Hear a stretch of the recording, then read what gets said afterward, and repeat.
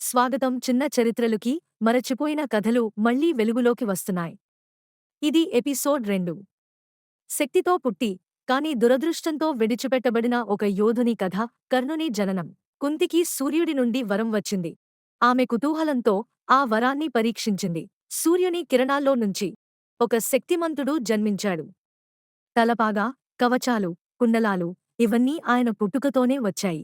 భయంతో, అపరిపక్వతతో ఆమె తన కొడుకును నదిలో వదిలేసింది. ఆ తల్లి వదిలిన అదృష్టం అతన్ని వదిలిపెట్టలేదు.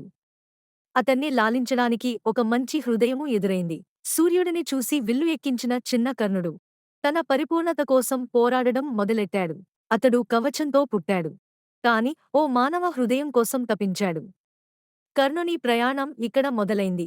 ఇలాగే ఇంకా ఎన్నో అద్భుత కథలు చిన్న చరిత్రలులో వస్తుంటాయి. లైక్ చేయండి, షేర్ చేయండి, సబ్స్క్రైబ్ చేయడం మర్చిపోవద్దు.